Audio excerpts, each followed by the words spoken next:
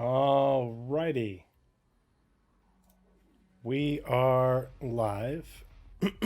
Pardon me. It's been, over 2 months. Over 2 months since I did lore equals gameplay. Uh, I am Tree0311. If you're hanging out with me live, or if you are watching this later, if this is your first time hanging out on the channel, I do mostly Star Citizen content. I stream. I do two podcasts live on this channel that I then upload to YouTube. The Pathfinders podcast and Armchair Admirals and Generals, and then I also do these little bits where I go over lore updates from the Star Citizen narrative team, and then I've been playing. I occasionally stream Star Citizen. Haven't done it in a while because my oh gosh, it's my capture card device. Um, I've got a two PC system kind of, in that my capture card is an external, takes from my game PC, goes to my laptop. Unfortunately, my capture card is having audio issues, and um, streaming on one PC when I'm playing games is a huge pain in the butt. I hate doing it. And I have something that will probably alleviate that problem, but I also just want the capture card to work because I paid money for it. Weird. And I've been going back and forth with Elgato, and I'm like, just send me a new one. Something's not right. It was working just fine, and then something changed. I don't know what it is. I haven't been able to get it to work right. It sends over video just fine, but sending audio over it gets all distorted and drives me nuts. But then if I'm trying to stream on a single PC playing Star Citizen, you want every bit of performance you can get, and so I don't like to single PC stream Star Citizen. But I have been playing a lot of Star Sector lately, which is a super fun space game. It is everything. So if you are into Star Citizen, if you like space stuff in general, check out Star Sector. It's an amazing little indie game. It's been in development for 10 years, but that's a really loose way of saying in development, because when I first started playing it 8 years ago, it was basically a finished product. It's been feature complete forever, but it has an amazingly talented and dedicated modding community. So I've been playing a heavily modded version of it, that makes it not only a open world tactical strategy space RPG with all the classic space game elements, but it also adds I have a bunch of different added factions and a mod that makes it sort of like a 4X game. But the thing that I have now that is going to make it a lot easier for me to single PC stream is I got this for Christmas,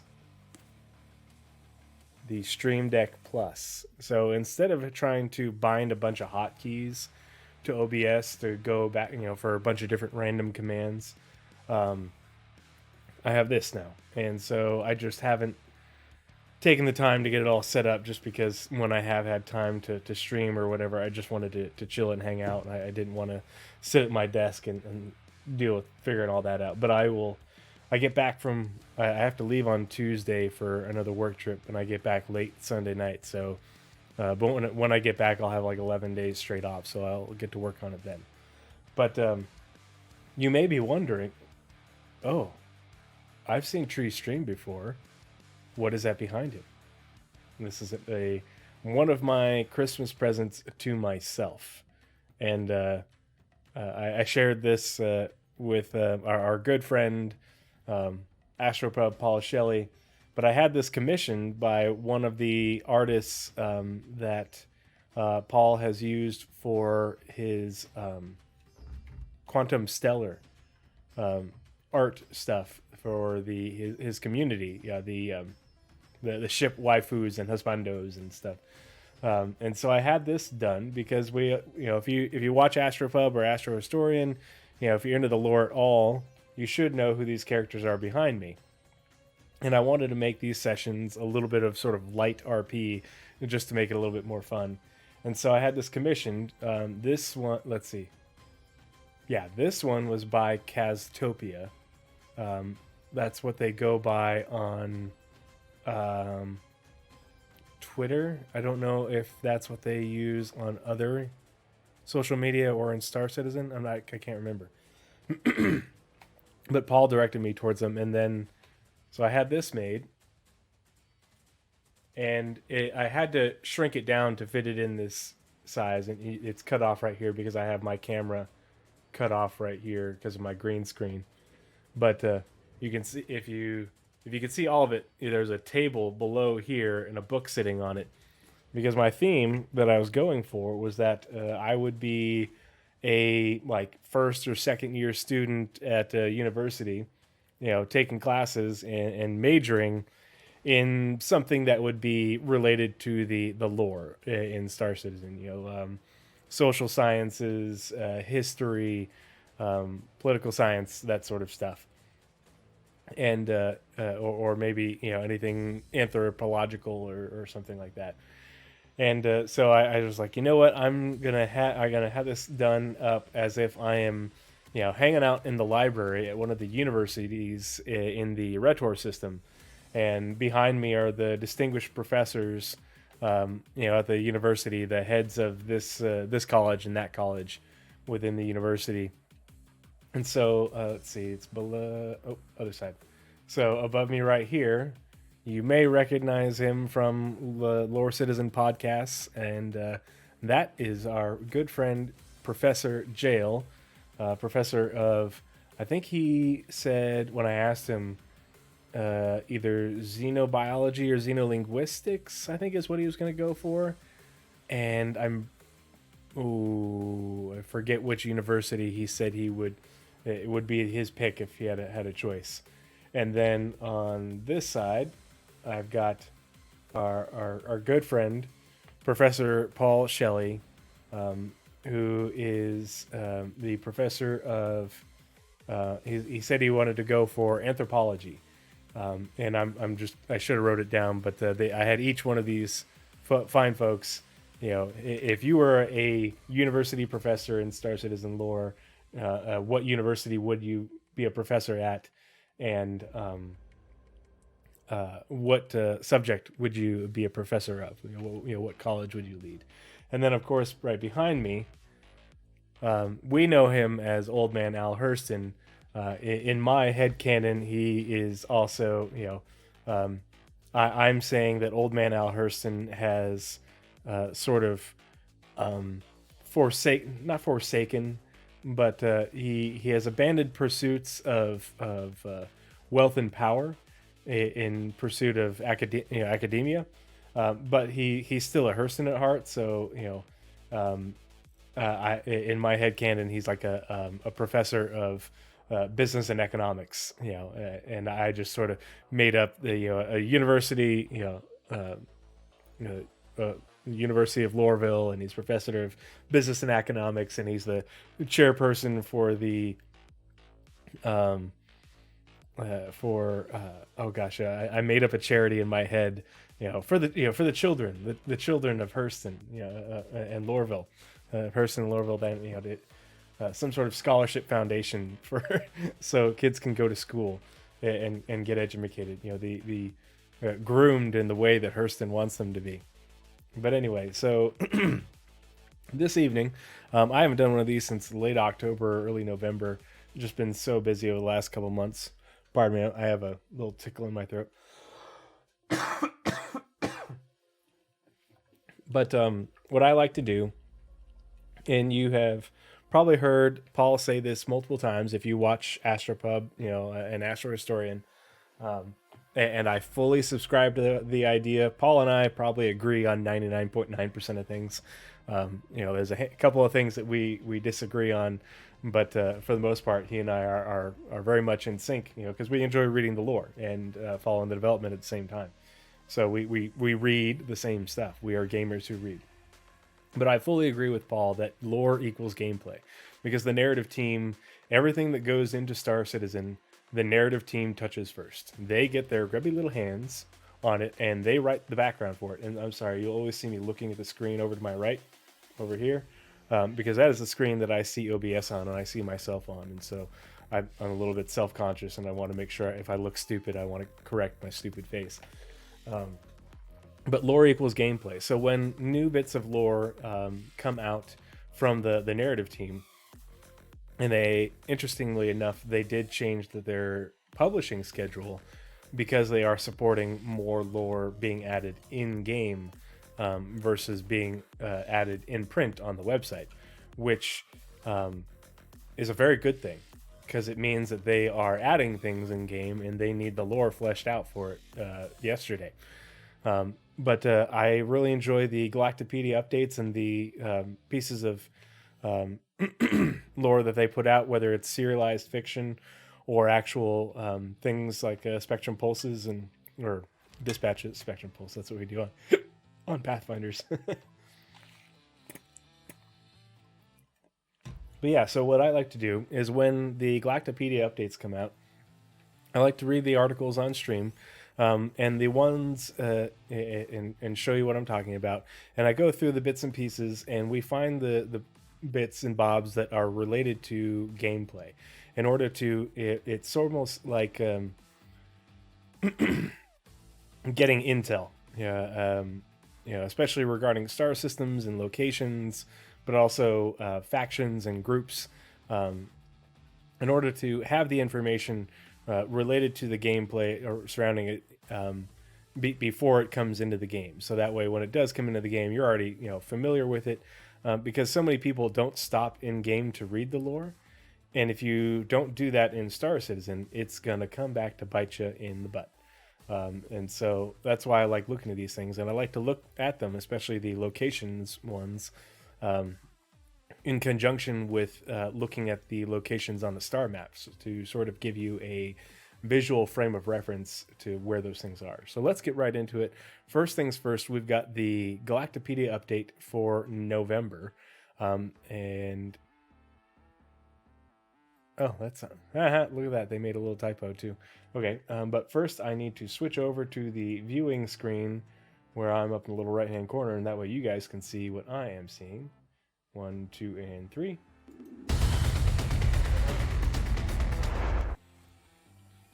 All right. It worked. Sweet. We've still got me up in the right-hand corner with the background as I wanted it, and the Galactapedia update is right there. And you're like, oh, Tree, it's the October update. And yeah, I already did the October update one way back in October. It's actually the November one. So they didn't change that when they changed it over. But so these updates are sort of meant to be in fiction, as if they are updates to the stored information on the Ark in the TAAC system. The Ark is like a sort of information repository on a giant, massive space station that humanity built to share with the other spacefaring races of the verse. Apparently not including the Vanduul, because they don't want to contribute. Maybe the Vanduul don't read. Maybe they are against reading. Who knows? We know they have a written language, but yeah, maybe they don't want to read everybody else's stuff.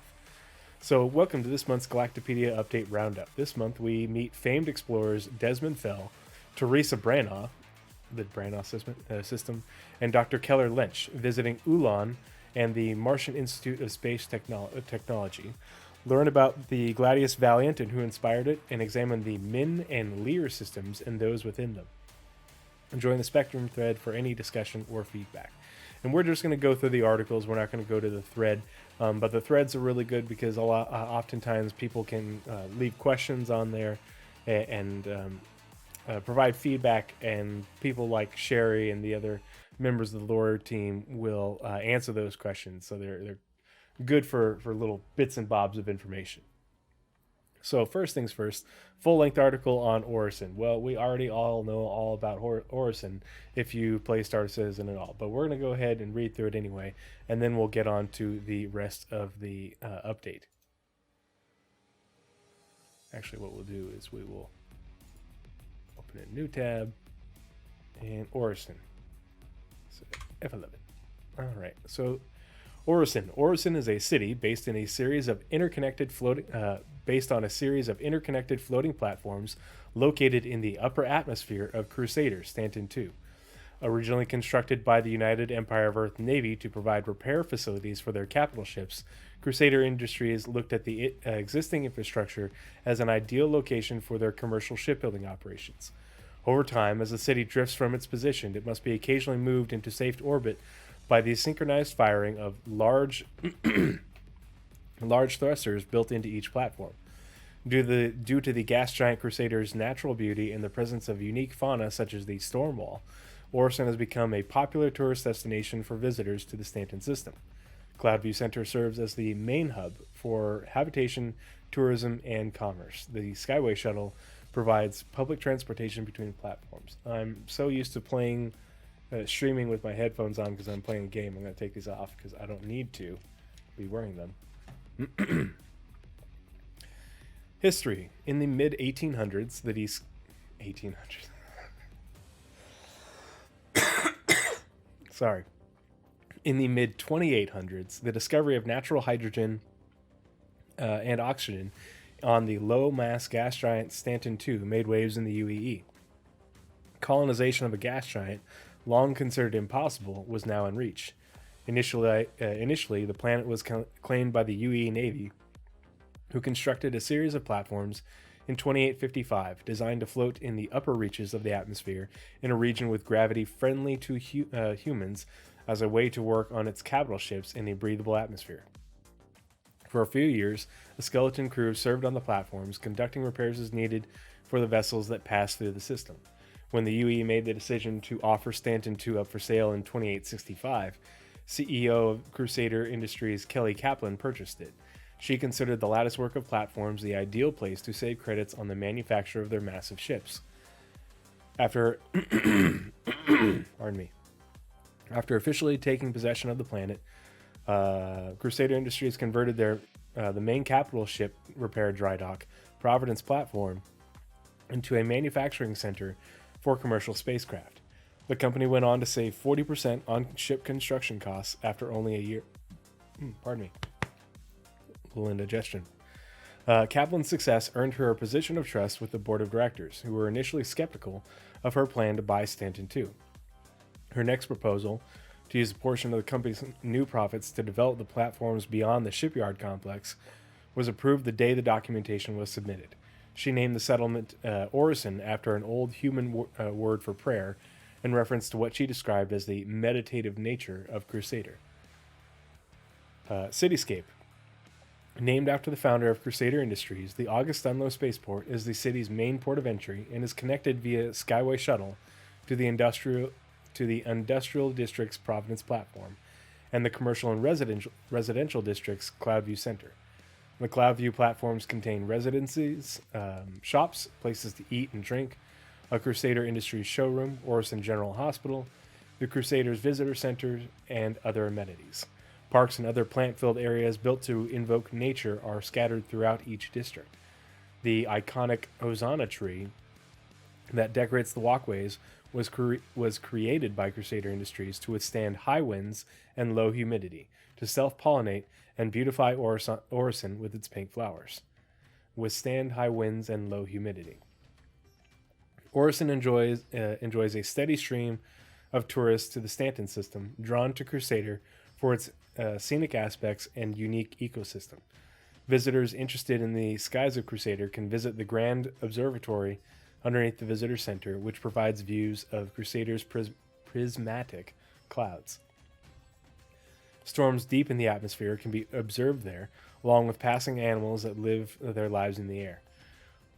Along with passing animals, plural. We know about the storm wall, and we know that they feed on like some sort of plankton stuff that floats in the atmosphere. But if it's stuff that we can see, there could be other things. Looking forward to hearing more about that. One such animal, the storm wall, is another of Orison's main attractions. A colossal creature that can grow up to 100 meters long. Not 100 feet, 100 meters. That's pretty huge. The storm wall is a planktivore that subsists on the thousands of tiny plankton-like animals that float in the currents of the wind. Okay, So there are thousands of tiny plankton-like animals that float in the currents of the wind. Do we ever have like swarms of them that get blown through Orison, and you choke on them and stuff, because plankton are small, but they're not like that small. If that's in the air that we're breathing on Orison, that'd be really gross. If you accidentally inhaled them. Mike Lansing, hey, what's going on, friendo? How are you doing? Appreciate you coming and hanging out. We are talking lore on Star Citizen here, going through the November and December Galactapedia updates. I don't think I'm going to be able to get to that serialized lore piece. I'll have to go to bed before that, but we're going to get through the Galactapedia updates. We're reading the piece on Orison right now, and actually we're going to talk a little bit about one of these paragraphs here in just a second before we move on to the next articles. Let's see. Enthusiasts can board a discovery tour to visit the nearby Stormwall Sanctuary and observe these majestic fauna in their natural habitat. Those more inclined to stay in Orison can visit the Stormwall statue, statue. Until then, by artist Baifasha Zhu in the Cloudview Center. So, back when Orison was Crusader was getting developed, there was a lot of conversation within a number of discords that I am in, and something that I found very interesting is, so Orison is a low mass gas giant. It doesn't carry a lot of mass, and it has a hydrogen-oxygen atmosphere, at least in the upper portions of the atmosphere, making it,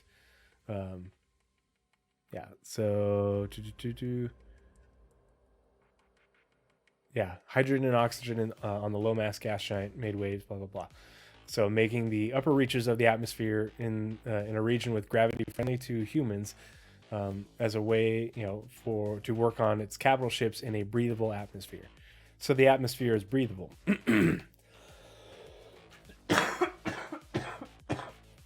Pardon me. So you need two things for an atmosphere to be breathable. You need it to be composed of the right amount of the right types of gases. So like our air is like 78% nitrogen, 21% oxygen, and like 1% mixed gases.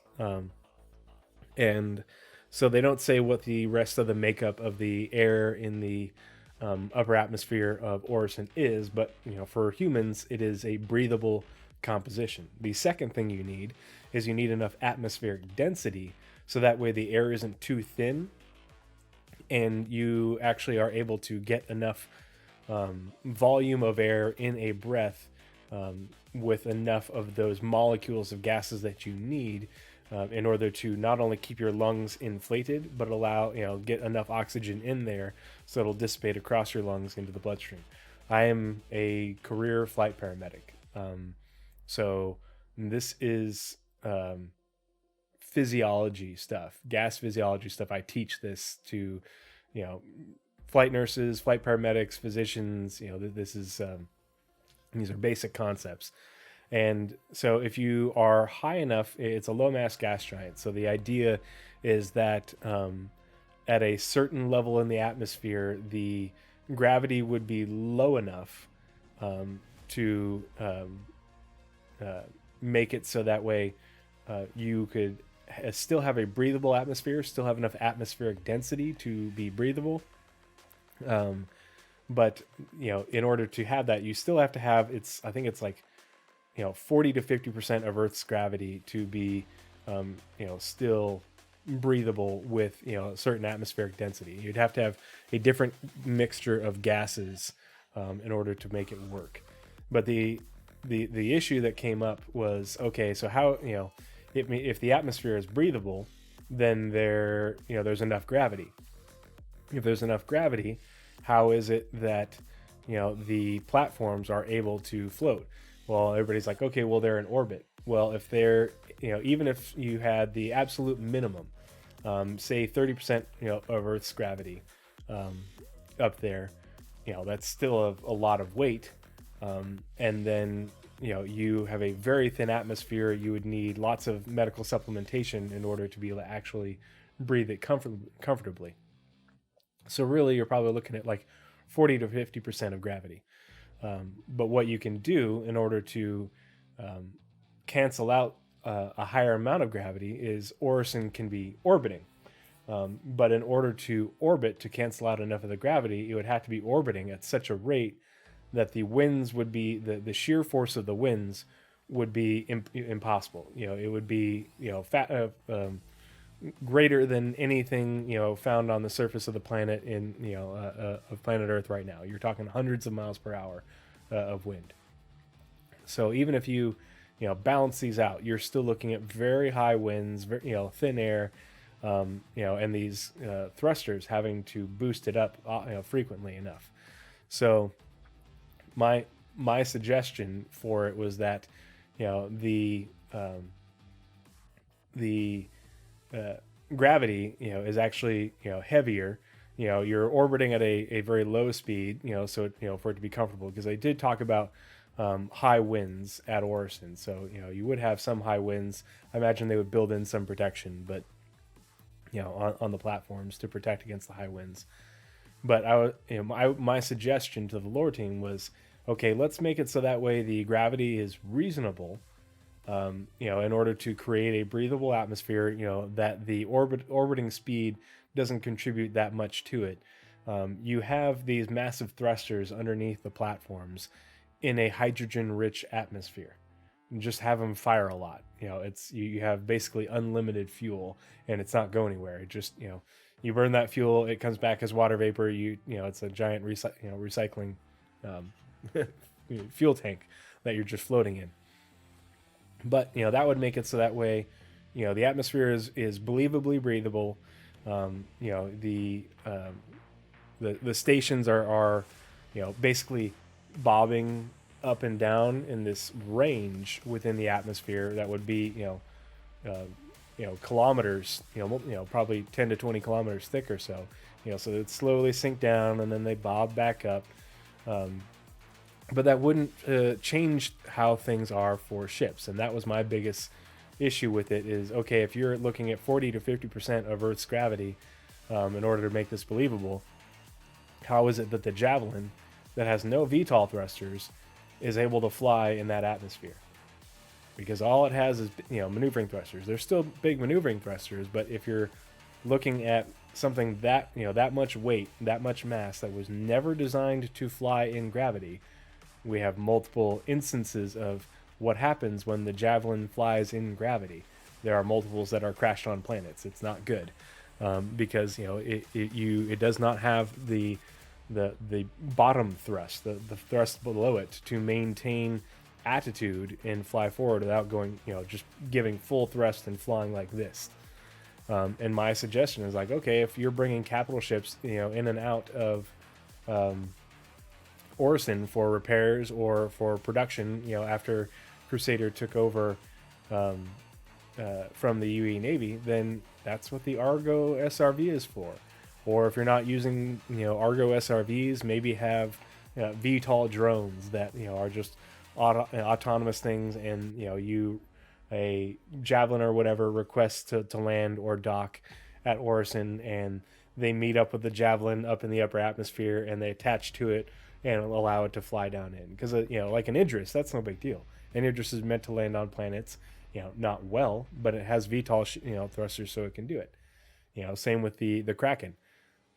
Javelin does not. The large hull cargo ships, do not have the vertical thrust to counteract the weight of all their cargo. If they were to come down here, I don't think they have any need to. Once they replace Port Olisar, but if the whole purpose of Orison is to produce large ships and repair large ships, then you need to have a way to move large ships into and out of the atmosphere, especially if they are being repaired and they have damage. You're going to want, some sort of safety mechanism in order to get them up and down, just in case bad things happen. If they're struggling to fly on their own, or they have damage enough that you need to bring them into dry dock, then I would, you would assume in order to prevent any sort of bad things from happening, you would have some sort of safety measure, like SRVs, flying in groups of 4 to 8 or whatever. But anyway, that's my position on it. Just based off of what I learned about astrophysics and what I know about human physiology. So let's go ahead and move on to the rest of the Galactapedia update. We'll close this. And we've got a few articles about people and different locations before we get down to the Lear system. So Desmond Fell discovered the Branagh system. Oh, and then Teresa Branagh discovered the Branagh system before Fell did. Oh, controversy. Desmond Fell, 2846 to 2933, pardon me, was an explorer, surveyor, and nav jumper who is best known for his rediscovery of the Branagh system in 2877. So he was 31 years old. A graduate of the University of Low, New Junction. New Junction is on Corel. Corel. Corel 3. New Junction is a city on Low, which is Corel 3 in the Corel system. Fell obtained a dual degree in geotechnology and political discourse to help fulfill his lifelong dream of discovering a planetary system. Political discourse. I wonder how that ties in. He was hired as a surveyor for the LFR Mineral Group after graduation and was ultimately able to purchase an Aurora with his earnings in 2876. During a visit to the Chronos system to view Synth World, I guess they just let people go to like a private viewing distance and be like, oh, you can go here, but you can go no further, and you can look at it, but don't come any closer. Fell detected an anomaly that led him to an unrecorded jump point.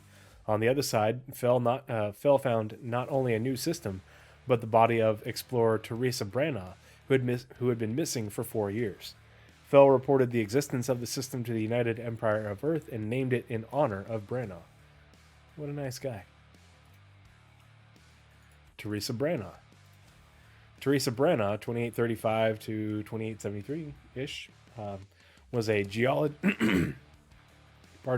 geologist, surveyor, and explorer, best known for her unofficial discovery of the Branagh system sometime before 2877.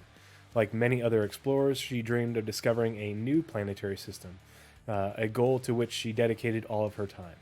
In order to fund her expeditions, she would regularly borrow from loan sharks, which sometimes led to her fleeing to other systems when repayment was due. Her friends reported her missing in 2873 after she failed to return from an expedition to the Chronos system.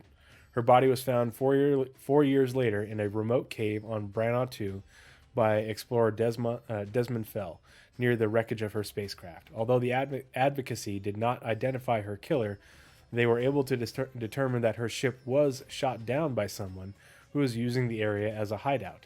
Fell named the system in her honor. So we are going over the Lear system and the Min system, along with a few other things. But so if you one of the it's one of my recent additions to my YouTube, which is an older bit from the Pathfinders podcast. I called it "Can Explorers Strike It Rich?"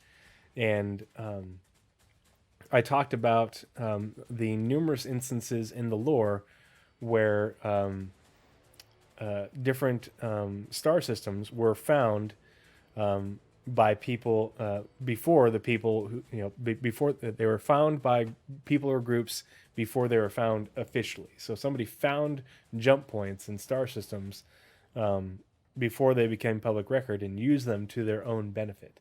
So that was my my bit, is that I was saying, you can be an explorer and you can find things, and you don't have to turn in information about a new jump point or a new star system. You can sell it to the highest bidder or use it for yourself or your organization in order to essentially strike it rich. So Pardon me. I think I'm probably coming down with a cold. Oh well. So apparently, Teresa Branoff found um, the Branoff system, but she wasn't the first one to find it. There were other people that found it and were hiding out in the system who didn't want to be found. The question is, who were they? Um, did the Tavaran only move into the Branoff system only after it was discovered and reported, or were they already there and they were using it as a hideout? Because Teresa Branoff was murdered. She didn't just have a tragic accident and die. Someone shot down her ship. And no one knows who killed Teresa Branoff, who shot down her ship. But we do know that the Branoff system is it's where the Tavaran who don't want to be a part of the UEE live. And there is a asteroid. They're more peaceful, sort of family-oriented, community-oriented Tavaran who live on one of the planets. And then there's a lot of mining that went on in the asteroid belt. It still goes on, and so there's Tavaran that live on asteroid facilities out, essentially Tavaran belters, Beltalora. But there are also pirate Tavaran who prey on people in the asteroid belt. It's reported that it's a dangerous place to traverse. I talked about it in a previous lore equals gameplay when we went over the brain loss system. So let's go to the next person. Keller Lynch discovered a jump point that led to the Tavaran civilization. Ooh, this one will be interesting. Oh, okay. So this is the doctor who found the Tavaran in the Elysium system. So Dr. Keller Lynch, 2514 through 2573. Let's see. So that's he only lived for 59 years. Yikes. Was the first human to locate the Elysium system and the Tavaran civilization in 2541. So he was 27 years old. A research scientist, his first job after obtaining his doctorate was with the New Horizons Research Institute, a subsidiary of the Hathor Group. New Horizons, they did a whole lot of terraforming stations. I believe if I remember correctly, the Ruin Station was a New Horizons station. Maybe I'm not remembering right. I don't remember. I think that sounds right in my head. Anyway, after a solo assignment on Yar Centauri 2 that lasted over 250 days, Lynch abandoned his post, resigned from New Horizons, and visited Fujin City on Saisei, Centauri 3.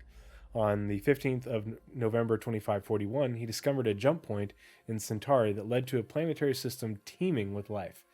His decision to share his findings with the UPE led to the first contact with the Tavaran, which would trigger the First Tavaran War, 2541 through 2546. Lynch went on to become a lecturer at the Martian Institute of Space Technology, MIST, which is, if I remember reading about MIST correctly, it's sort of like the Star Citizen equivalent of MIT, back in Massachusetts, right? Massachusetts Institute of Technology, where he taught physics until his death from complications related to alcoholism in 2573. Oof, drank himself to death from teaching physics.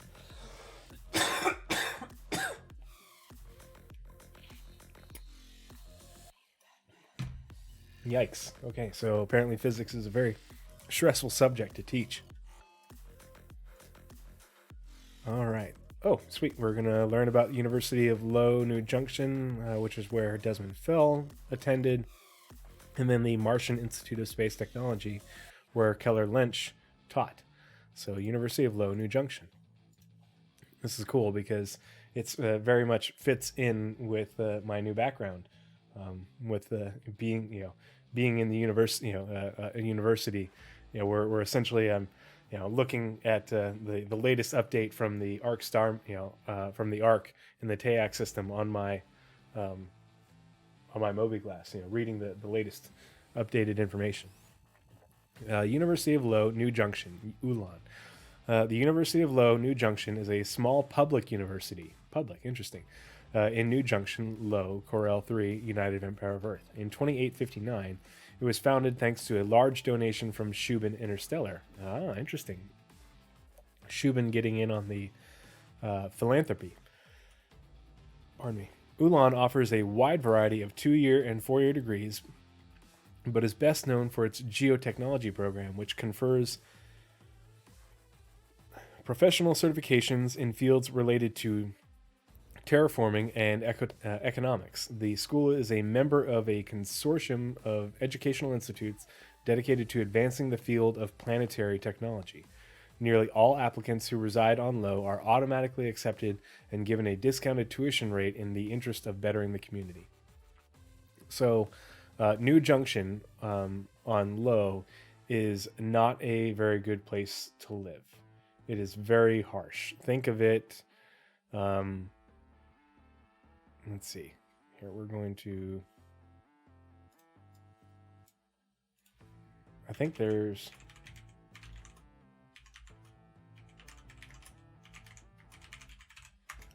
Concept art. Let's see if there is.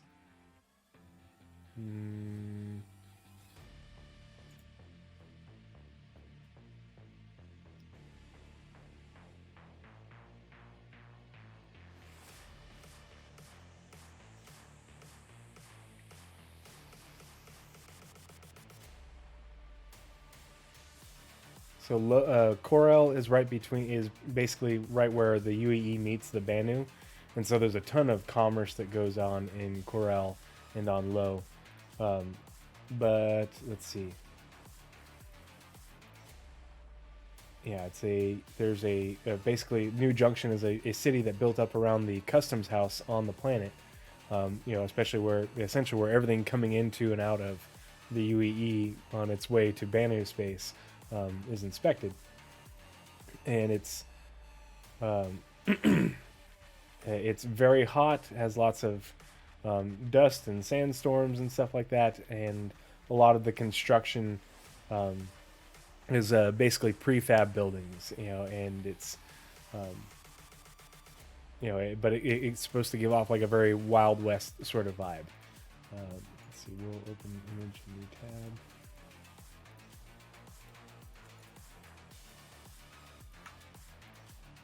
So this is what it's Corel Low is supposed to look like. All these prefab buildings, around these massive spaceports where all the the customs inspections occur. Zoom back out. But yeah, so there's there's like the hospital system on Low is apparently a public healthcare system.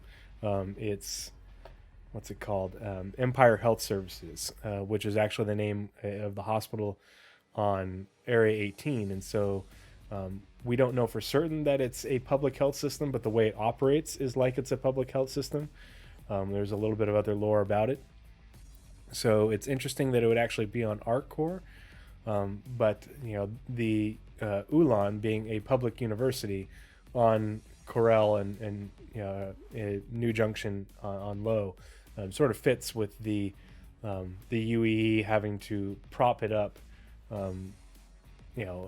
financially, because the Wild West vibe, and it isn't necessarily a really nice place to live, even though there's just tons of trade coming and going through there. So let's see. The Martian Institute of Space Technology. The Martian Institute of Space Technology is a public research university in Port Renatus, Mars. Port Renatus is the landing zone on Mars. I don't think there's any other ones. Founded in 2221 in response to rapid changes in space technology in the solar system, MIST places importance on laboratory work, applied science, and other hands-on activities to promote the growth of its students. The institute maintains a complex urban campus that encompasses many well-known laboratories, such as the Zemlock Observatory and the Sano and Nyameto Laboratory. Students and faculty at MIST have won a large number of educational awards over the centuries. The Gladius Valiant. The Gladius Valiant is a special edition of the Gladius light fighter developed by Aegis Dynamics. Created as part of the Masters of Flight ship series in conjunction with the flight sim Arena Commander, the Valiant pays homage to famed pilot Condi Hillard, best known for being the first human to defeat a Vandal in ship-to-ship combat. The Valiant is equipped with a loadout designed for dogfighting and features custom edition livery honoring Hillard's ship. I have a Gladius Valiant. I love that ship. Anything OD or Olive Drab totally strikes my fancy.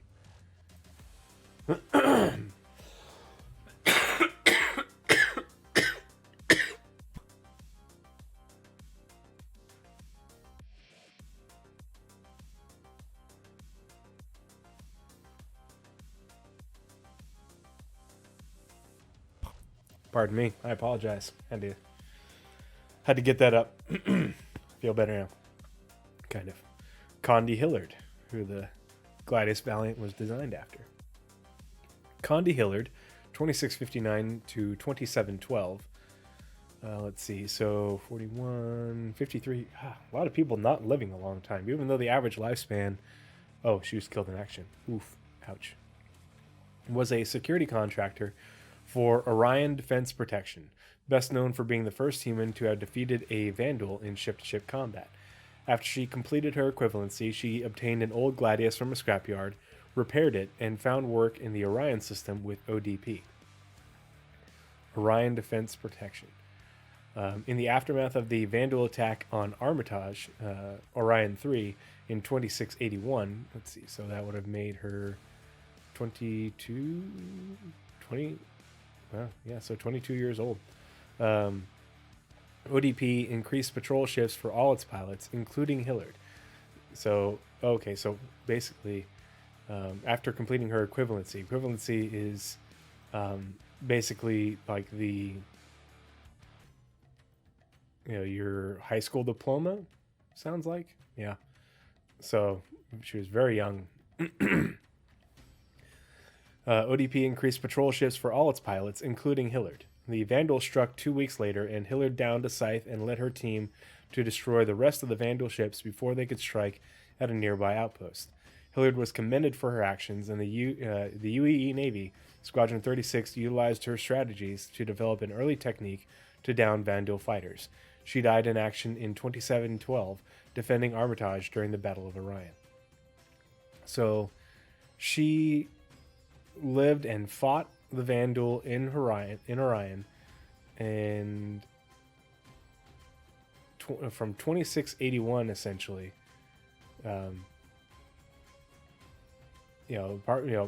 potentially even she basically started, at 18 years old. So 18 would have put, let's see, so it'd be 2677 to 2712. 2677 would have been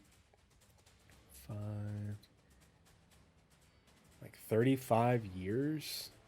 Yeah, she spent 35 years living and fighting in Armitage in Orion to defend the system.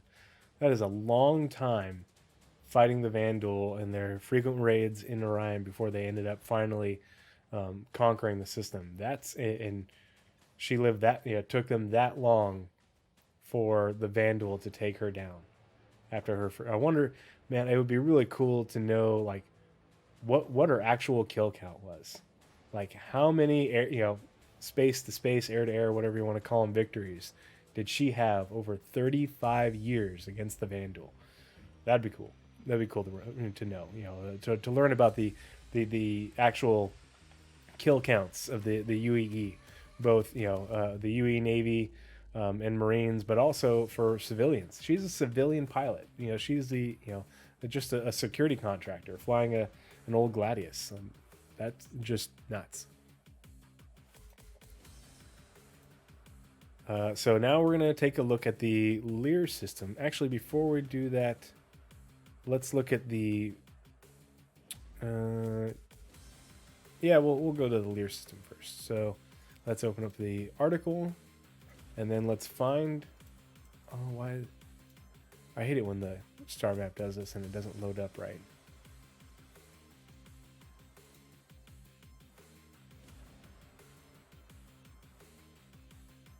What the heck?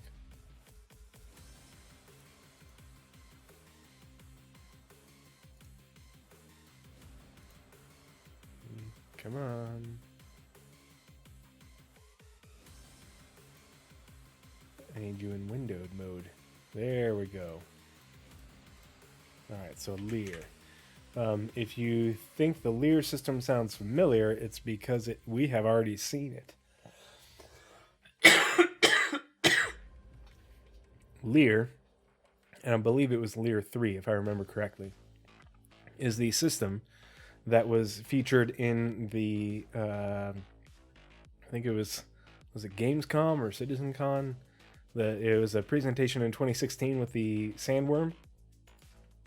So, yeah, that is where Lear is. So Lear is way out here. So I whenever I load in the star map, I don't change the orientation. That way I always have a consistent frame of reference. So I think of it as, if, whether you are, the Sol is the center of the universe or Terra, doesn't matter. This is north, this is south, this is west, and this is east. And so Lear would essentially be, from this point of reference that you sort of default load into, there would be in the southwest of the known verse in Star Citizen. And it's connected by a large jump point to the Banshee system. And let's see, so that's large.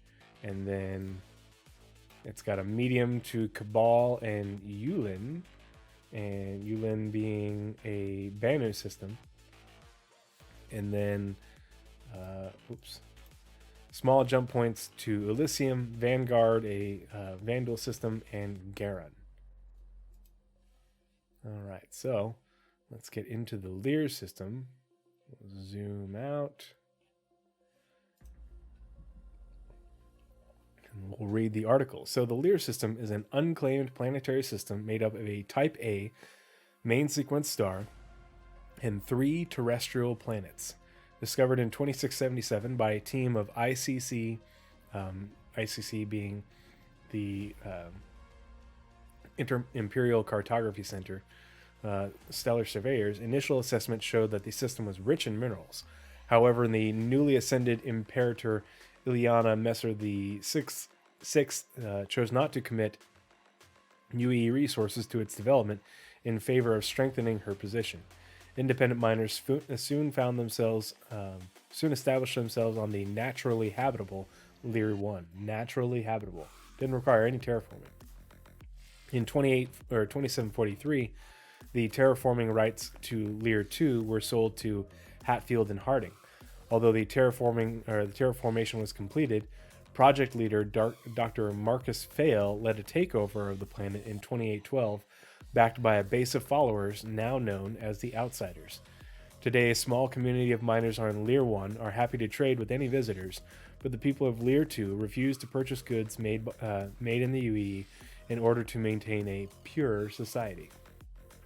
So the Lear system is not actually affiliated with the UE, and has jump point connections to Banshee, Elysium, Garon, Cabal, Vanguard, and Yulin. There's 3 planets: Lear 1, Maya, which is the Lear 2, the one that was terraformed, and then Lear 3. And I'm pretty positive that Lear 3 is the one that we saw in that video with the Sandworm. So let's open up the next article. We'll leave that open. Lear 1, a sleepy mining planet. Lear 1 is a small, naturally habitable planet in the Lear system. Rich in minerals, it was initially settled by independent miners, mostly humans, who established settlements without government support from the UE. It was not officially developed by the UE when it was discovered in 2677, thanks to Imperator Ileana Messer's disinterest in the planet's resources. when a dangerous cult took over the neighboring planet Maya, Lear 2, in 2812. The UE government chose to allow the Lear system and all its planets to remain unclaimed. Lear 1 remains autonomous and is home to a scattered collection of small towns and mining outposts. So you're going to see mining outposts. We're going to see outposts and homesteads, much probably very similar to what we had been seeing in development for the Pyro system that will, probably also get used in a number of different systems. That's basically what you're going to see a lot of on Lear 1. And, ground-based mining, I don't think we're going to see, because it says small towns and mining outposts, maybe we'll see like the smallest underground facilities, but because it was independent miners versus the large corporate ones, I'm not expecting us to see large underground facilities on Lear 1. Maybe the smallest ones, but probably not the big ones like we've seen, the medium and larger. But we can expect there still to be good mining there on the planet side locations. And the question is, by the time the Lear system makes it in the game, what is planet side mining going to look like? Because we know that mining planet side is going to change. There is going to be under the surface mining. They have talked about that actually pretty recently to confirm that they have more work planned for mining, and that mining on the surface is going to be significantly different than mining out in space, cracking asteroids. So let's read, let's actually, before we do that, let's look at the orientation where these planets are. So Lear 1 is at the very, it's the naturally habitable, naturally, good for human life. So the atmosphere should be breathable. The gravity should be good. But we don't know anything about what the surface conditions are like beyond that, because it's right here on the very inside of the green belt, the habitable zone of the system. And you can see one thing that a lot of people don't take into account, if you move this to look at the ecliptic, is you can see that some of the jump points are above and below the ecliptic, not by a lot, but they are above and below the ecliptic. And you can see that the jump points are scattered throughout the system, but most of them are in the interior of the system, very close to the star. Now, they could always change these. They always could move them around. Contrary to popular belief, the star map has been getting consistent updates since its release. But unfortunately, no one has been chronicling them since like 2018. I did a thing on the Pathfinders podcast about it. But they have been moving jump points, changing jump point sizes, moving planets around, making them larger and smaller, making the systems themselves larger and smaller. But the one to Cabal, which is that planet where that system that's off limits because it has a planet that was apparently colonized and had the Tavaran living on it. It's protected by the UE right now. That jump point's way out here. The one to Garon, which is a UEE system, if I remember correctly, is still within the green band, but the other ones are way well within, the green zone of the plant of the system. So let's actually jump out real quick. And Lear is 11 AU, so it's just over twice the size of Stanton in diameter, based off what we know. So if we know it's 11 AU, we don't know where they measure that 11 AU at. I've always speculated, because we, based off the star map, the solar system is 51 AU. And if it's 51 AU, the other thing that we know that is 51 AU, and that's 51 in-game AU. Our point of reference, because Stanton is 5 AU, but it's not actually 5, real life AU. So if the solar system is 51 AU, whatever that unit of measure is in game, it's 10 times the size of Stanton. But what we know is that in real life, 50, it's right about 50, 51 AU is where the edge of the Kuiper belt is, where bodies, bodies in space, whether they're planets, moons, asteroids, all that, less than 100 kilometers in diameter, basically the Kuiper cliff is where the number of those just drops off dramatically. It's basically where there's almost nothing in the system. And so 51, the 11 AU could be the outer edge of this sort of glowing band. Maybe that's where they measure it. Maybe this is where the edge of the Kuiper, the sort of, Kuiper cliff and other systems are. Maybe this is the Kuiper cliff. And the jump point is outside the actual diameter of the system. We don't know because they don't measure these things. And we don't know how, what distance these rings are from the center of the system. So we'll eventually get that information. But yeah, so we know that Lear 1 is right here. And let's open up the next one. Lear 2, Maya. Maya is the second planet from the sun of the Lear system. Although it was discovered in 2677, it remained undeveloped until 2743 when Gaylor Messer the Ninth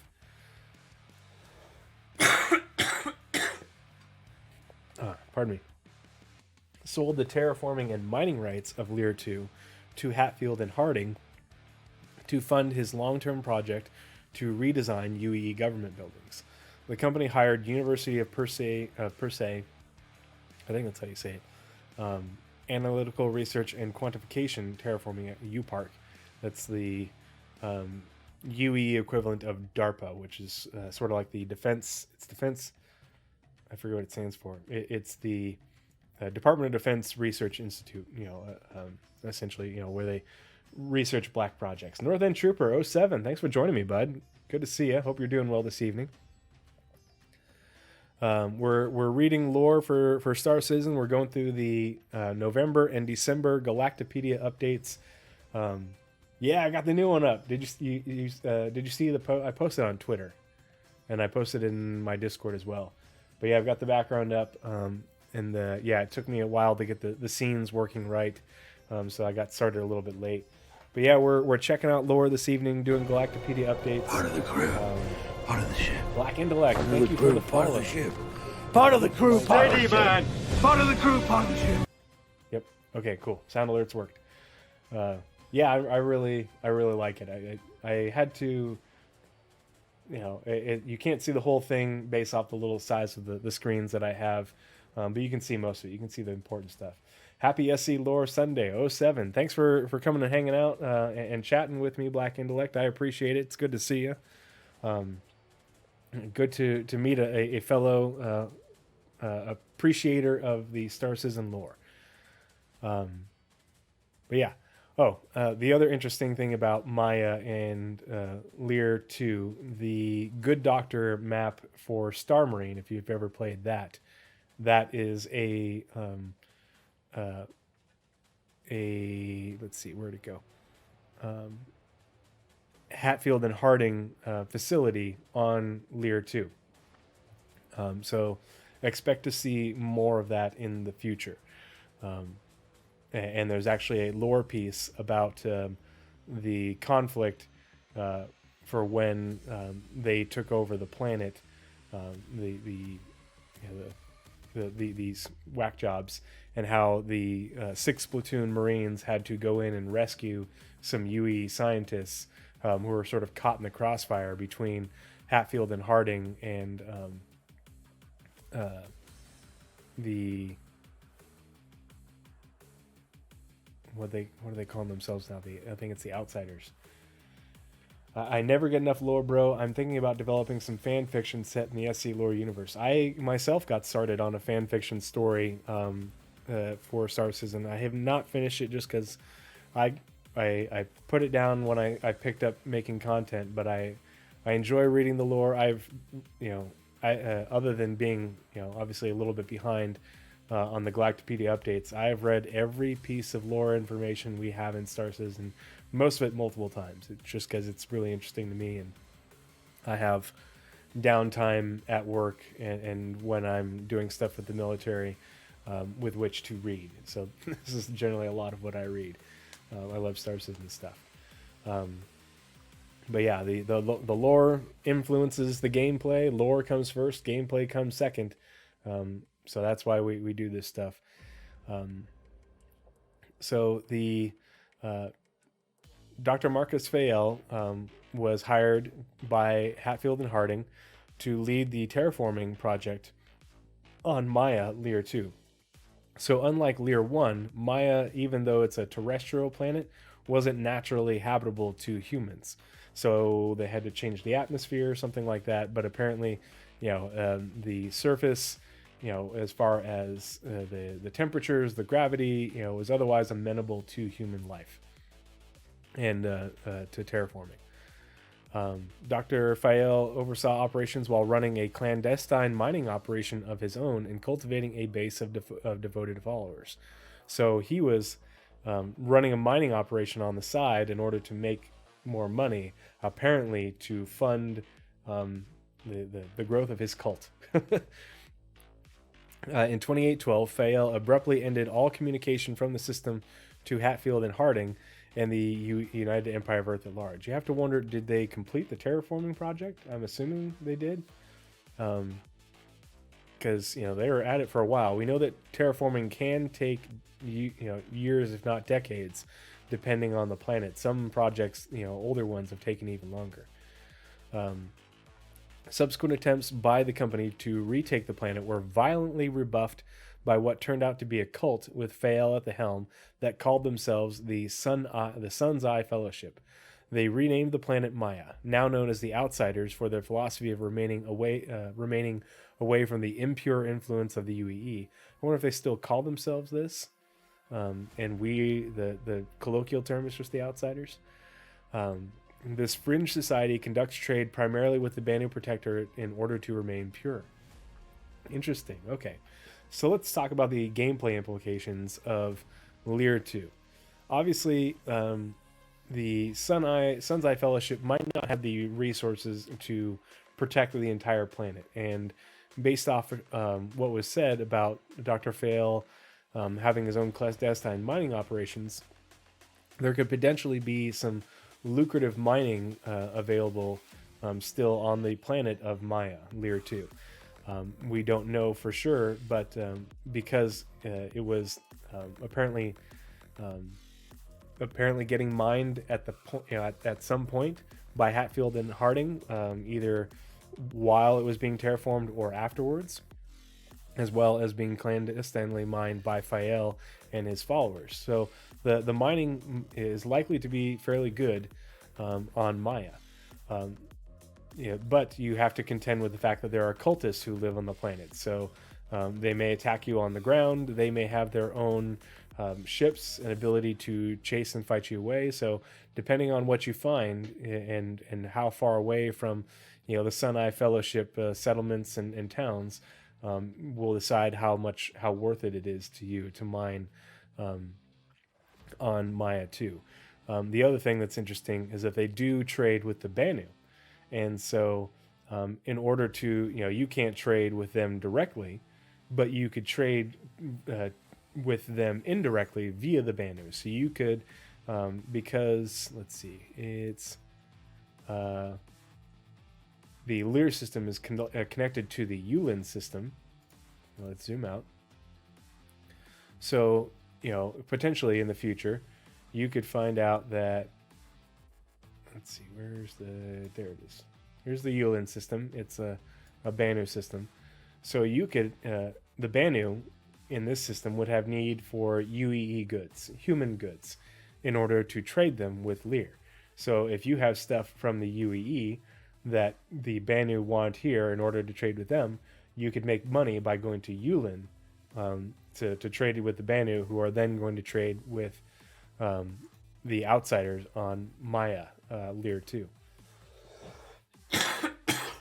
Pardon me. So those are some of the gameplay implications for Lear 2. And we already talked about Lear 1 being home to mining outposts. So there's obviously some mining there, definitely some trade in order to, stuff for supporting the mining outposts. From what we know, there isn't really any piracy of note that goes on in the Lear system. At least we'll check out the next planet. So it could be a very reasonably safe place to go trade, do some hauling.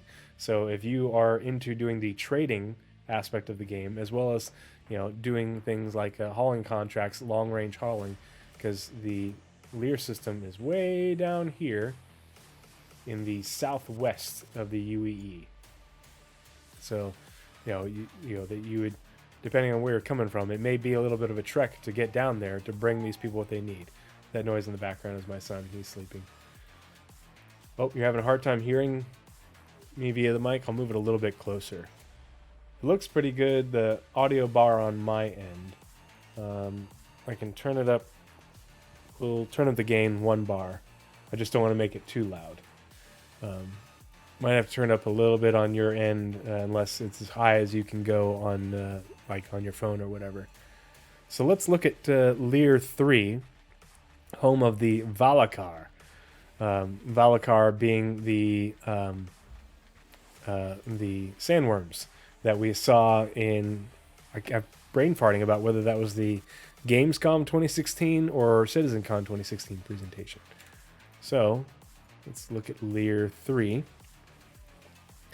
Lear 3 is the final planet from the sun of the Lear system. A carbon planet, Lear 3's surface is a sandy desert partially covered in towering graphite crystals. Ah, okay. I don't think that was mentioned before. If it was, I had forgotten about it. But towering graphite crystals, that'll be interesting to see when they end up making the planet. Its atmosphere of carbon dioxide, carbon monoxide, that's not good. Sulfur, nitrogen, and ozone gives rise to powerful storms. So the question is, not habitable. So it's a terrestrial planet. The gravity, I guess, is decent. But, the atmosphere having carbon monoxide and ozone is probably not breathable for people without assistance. Soon after its discovery, adventurous colonists attempted to erect permanent installations that would endure the weather, but their efforts were forced to cease when indigenous Valakars, the megafauna also known as giant sandworms, repeatedly destroyed the half-finished buildings. Today, a handful of miners and outlaws live on Lear 3 in temporary encampments around the planet that can be easily moved ahead of deadly storms or Valakar attacks. Interesting. So there are some outlaws that live on Lear 3. Maybe there is some light piracy that goes on in the Lear system. And then, apparently there is some mining to be done on Lear 3. How lucrative it is, we don't know. Let's see, Black Intellect asks, I wonder if the Outsiders developed a religious connection to the sandworm over time. Maybe. Who knows? The Outsiders are on Lear 2 versus Lear 3. So I wonder if... So we know that they shun the UEE, but does that mean that they don't leave their planet? Because they didn't specify if they don't leave Lear 2 or not. They may leave Lear 2 to go to Lear 3 or something. Maybe they just shun the UEE, but they trade with the Banu and maybe the humans on Lear 1 and Lear 3. We don't know. So let's see. Lear 3 will be interesting to see because, there are miners on the planet, so there are minerals and ores and things to be mined on the planet that are apparently worth it, and to deal with the Valakar and the sandstorms that are apparently quite deadly that we saw. So whatever it is, it must be fairly valuable. So there, the mining there for smaller groups, could be potentially lucrative, but also very dangerous. And maybe we can hunt the Valakar. Maybe maybe you have to have like special vehicles or something like that. The thing looked massive, but maybe there's a market for Valakar meat or scales or something like that. We don't know. those things look pretty dang massive.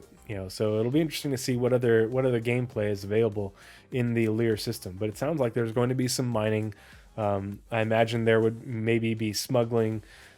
You'll want to trade with the Banu on Yulin in order to give them what they need to trade with the Outsiders on Lear 2, the Maya planet, as well as trade with the miners on Lear 1 and Lear 3. Pardon me. So yeah, a very interesting system to say the least. Definitely more to flesh out, but a good little basis to start. Let's read about the Valakar. Here's the giant sandworm.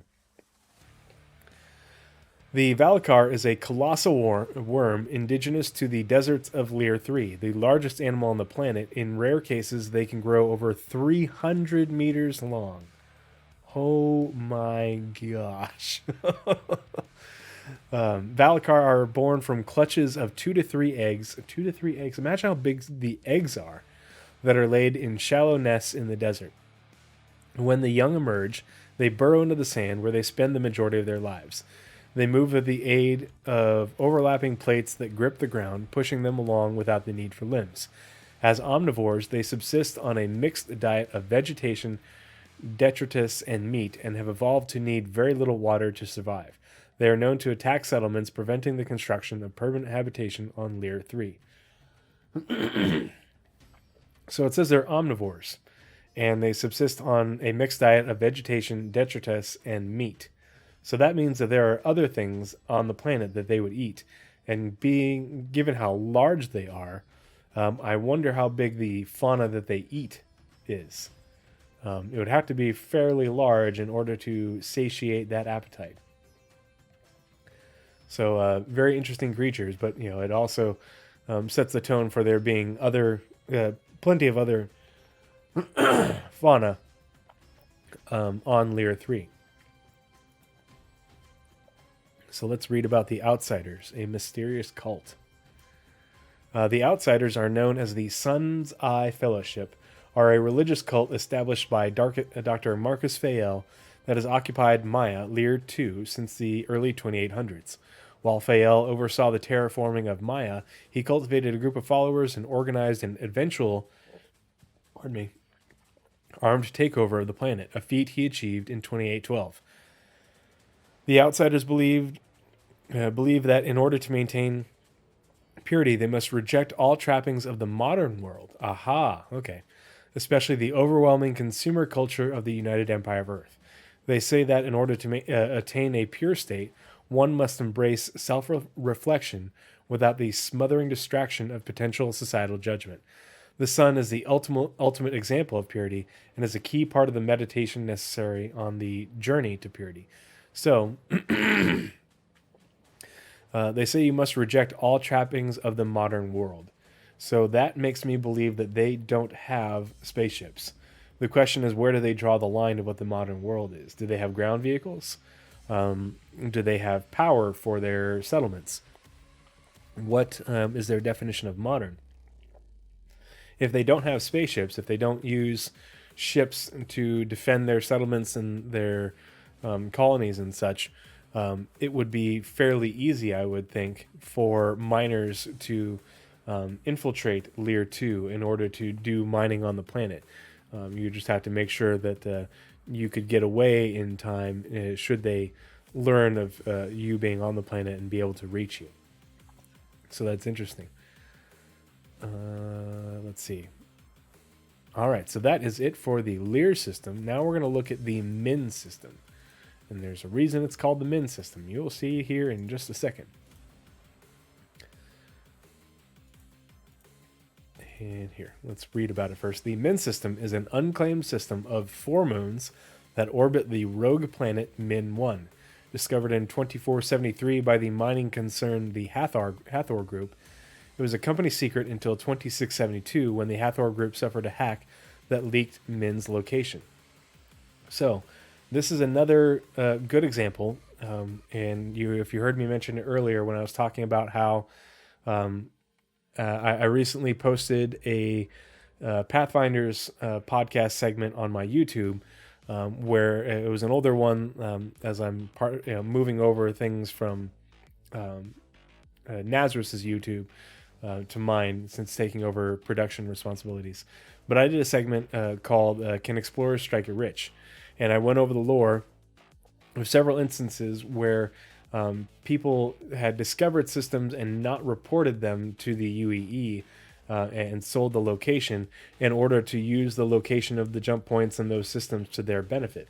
Well, here we are. We have the Hathor group that had discovered the Min system and didn't tell anyone, and it was a company secret, and so they were apparently using it for their own ends, for whether it's profit or otherwise.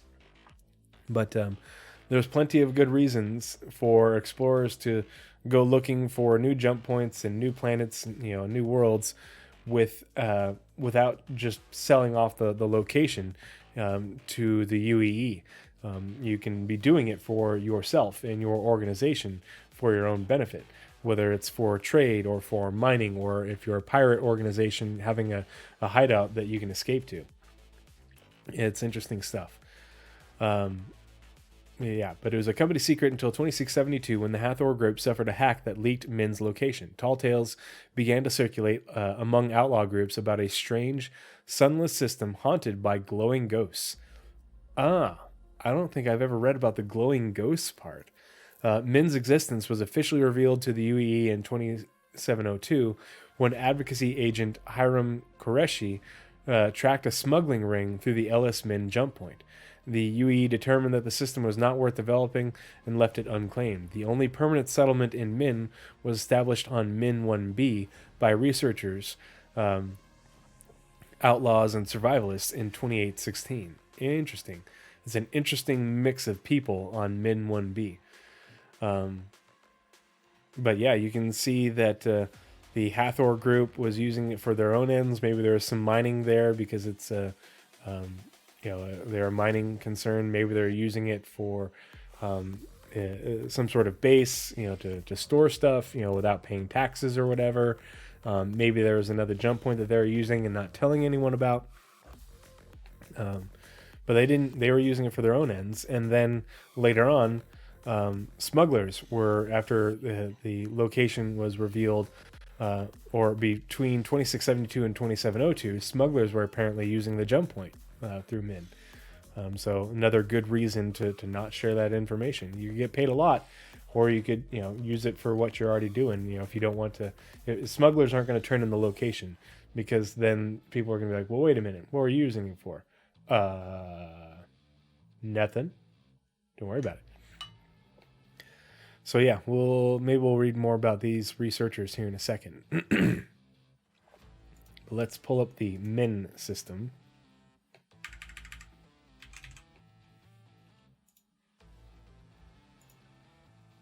Yeah, and so there's no star. It's just I think it's a gas giant. We'll read here in a second. So there's the Min system, and it just has a large jump point to the Nexus system, where the Hathor group was having a whole bunch of trouble. And then the Ellis system there. Yeah, that looks like a small... Yeah, it's a small jump point to Ellis. And the Min system is apparently they just call it 1AU, because there's just essentially the gas giant and the space around it, the rogue planet. Yeah, so no star, so eternally night. The question is, does Min 1 give off any sun, or not any sun, any light? I don't know. So let's. I don't know why it would, but who knows? Maybe it does somehow. I'm not sure. Min 1. Min 1 is a rogue planet that forms the heart of the unclaimed Min system. Like other rogue planets, it may have been ejected from its original planetary system, or it may have formed without ever having been gravitationally bound to a star. Its 4 moons suggest that it may have had its own accretion disk. Although there is no sun to create light, tidal heating generates enough friction in the interiors of Min 1's 2 inner moons to sustain ongoing geological activity, creating conditions that have given rise to life on Min 1b. So no light, but because of the tidal heating and generating friction on Min 1 and Min 1B and Min 1A, life has given rise on Min 1B. So let's read more about the moons in the Min system. Min 1A. Min 1A is the closest moon to the rogue planet Min 1 in the unclaimed Min system. Due to the forces of tidal heating, Min 1A is intensely geologically active, with a network of volcanoes that produce plumes of sulfur that can climb hundreds of kilometers above its surface. Whoa. Lava flows from the near constant eruptions that paint the moon's surface yellow, with subtle streaks of green, white, red, orange, and black. Min 1A sustains a thin atmosphere composed mainly of sulfur dioxide. Shady Phase says, "Oh, that's got to be some weird life like down in the ocean near the thermal vents." Yeah, definitely. Yeah, it kind of like how weird ours is, way down that far in our oceans, with all the see-through fish. I can't imagine that there would be, they don't mention any mining or any other reason to go there, but it might be interesting to see. So. Not every planet has to have a good reason to go to it, other than just to look at it. But let's see. So Min 1B, Cradle of Bioluminescent Life. Ooh. Min 1B is the second moon from the rogue planet Min 1 in the unclaimed Min system. Unique among celestial bodies, Min 1B supports life in spite of a total lack of sunlight. Oh, pause 1 second. Wife is calling. Sorry about the interruption. Wife had to vent, and I don't want to get yelled at for ignoring the phone call. Anyway, so back to Min 1B. Min 1B is the second moon from the rogue planet Min 1 in the unclaimed Min system. Unique among known celestial bodies, Min 1B supports life in spite of a total lack of sunlight. The same tidal heating that makes Min 1A violently volcanically active causes geothermic activity on Min 1B, giving it enough internal heat to sustain a liquid water ocean. Although its thick hydrogen atmosphere provides enough of a barrier to prevent too much warmth from escaping. Additionally, its thick hydrogen atmosphere provides enough of a barrier to prevent too much warmth from escaping, allowing the surface of the ocean to be free from ice in many places. Min 1B is home to countless colonies of bioluminescent bacteria that cluster around hydrothermal vents at the bottom of the ocean, along with some bioluminescent plants. A community formed by researchers interested in studying Min 1B's environment, survivalists, and outlaws drawn to the system's unclaimed status, formed in 2816. Yeah, happy wife, happy life. Thank you for the heads up, Shady Phase. Yeah, streaming faux pas. But yeah, she's at work right now. She's on a 24-hour shift. I'm a flight paramedic. She's a flight nurse. And so oftentimes when I'm home on my long stints home from work, she can't work while I'm away, so she works while I'm home.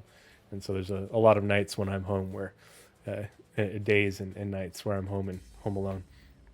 Just me and the kiddo.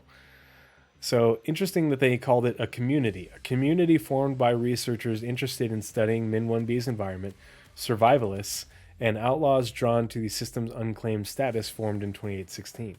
It kind of makes me think that all these very disparate groups actually live together, at whatever homesteads or outposts, settlements that they've created, which is a very unique situation. If there's outlaws and survivalists hanging out with these researchers, who are, I guess they would be some sort of biologists or something like that.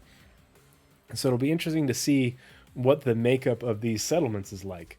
Obviously, we know the gameplay implications of the rest of the system. That it was. We'll see if there's some mining on the other moons or something like that. But the system was used by smugglers to transit through to the Ellis system undetected. Hathor Group kept the system secret, unbeknownst to everyone else, and they're a mining concern. So, the only real, the biggest reason for them to keep it a secret would be if there's mining opportunities. But now we know that there's actually groups of people that live on Min 1B. And so there's definitely gameplay to support those groups of people, whether it's providing them, the what they need to live, what they need to conduct their research, those sorts of things. So it'll be interesting to see what those settlements are like, and what gameplay opportunities are available there. But let's look at the rest of the moons. Min 1C may have once had an ocean.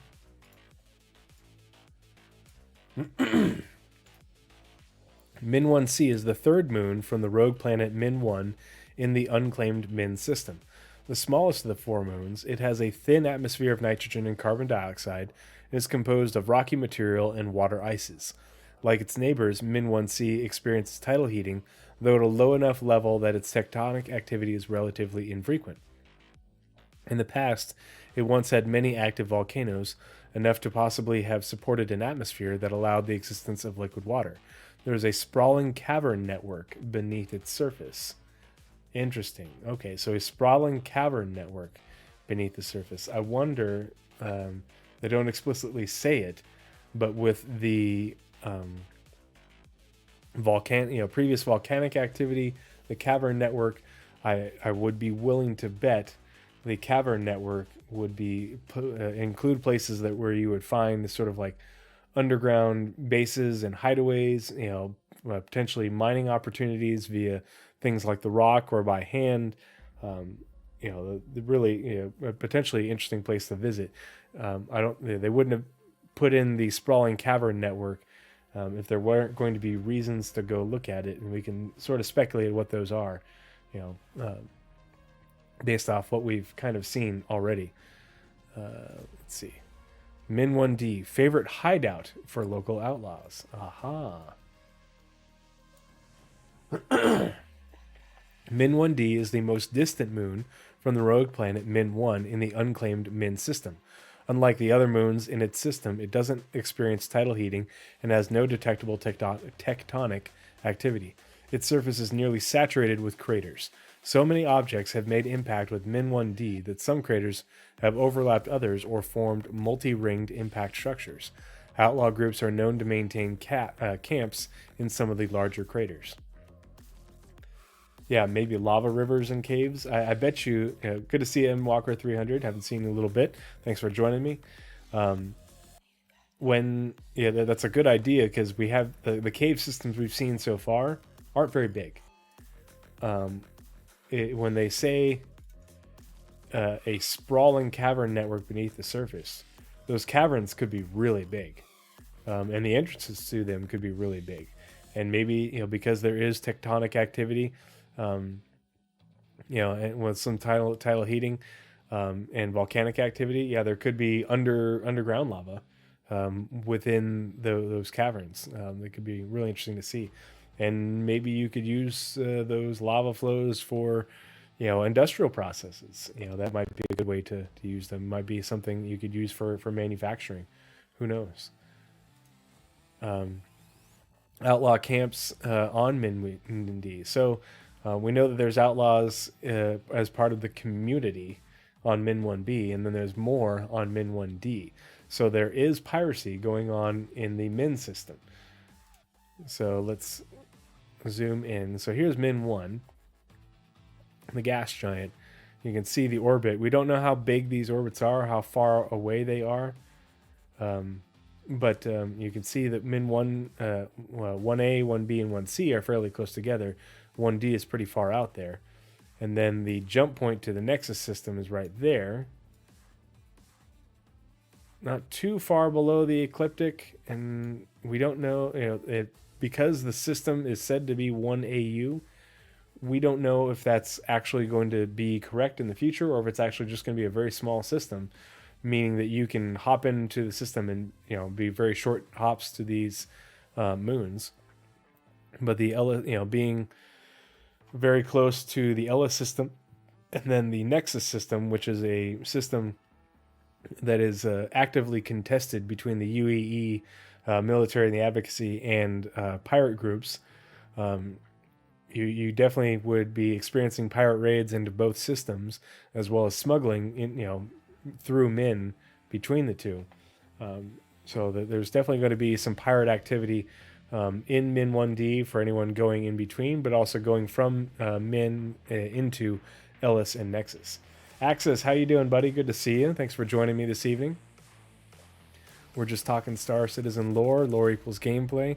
Looking at the gameplay implications from the November and December Galactapedia updates. So yeah, it'll be interesting to see how the Min system comes along. I'm really interested in the Min 1B and their community of researchers, outlaws, and survivalists. It'll be interesting to see how that comes out. And then probably a little short article on the Zeus, the RSI Zeus. So the RSI Zeus was a short-range spacecraft developed by RSI and was the first ship. I have one of my wife's hairs on my head. I don't know what was tickling me. Min is a curious place without a star. Yes, it definitely is. The only system like it, and no natural light. So yeah, it'll be interesting to fly down there. Hopefully by then we get some sort of. It wouldn't be night vision because you have to have sunlight for night vision, but whatever the no light vision that we get for flying spaceships, hopefully that system will be in game before we get the Min system. Otherwise, it'll be very difficult to navigate. The Zeus was the first ship equipped with a quantum drive to be offered to civilians on the commercial market. After the first quantum drive was developed by RSI for the military in 2075, demand for a civilian version grew until eventually the first commercial quantum-enabled spaceship prototype was produced in the 2130s. Known as the Zeus, the ship was not released until 2140 due to issues with hull integrity in its early test flights. After many project delays, RSI enlisted aid from Navy test pilot Michel Soleno, the first human to quantum travel beyond the orbit of Jupiter, Sol 5. Soleno convinced the Americanio Navy to form the 999th Test Squadron for the evaluation of cutting-edge spaceships, and the Navy agreed to use the 999th to help RSI refine the Zeus. After a complete overhaul of the Zeus's hull based on the advice of Soleno and the 999th, Soleno, I'm not sure how to say it, successfully piloted the Zeus in 2137. The availability of the Zeus was key in accelerating the early expansion of humans beyond their home planet. I am in firm agreement with good old Paul that we need to see the Zeus in game. Whether it's flyable or not, I want to see it in game. Especially put in an event, make it at a location that we can go visit, and by seeing it and reading the plaque, you get some sort of achievement or something in game, whatever, something like that. But I want to see more of the Zeus. So yeah, that is it for this section of Lore Equals Gameplay for the November Galactapedia update. We're going to transition back to the other screen for a second, and then while I close these other tabs and pull up the December Galactapedia update. So give me 1 second.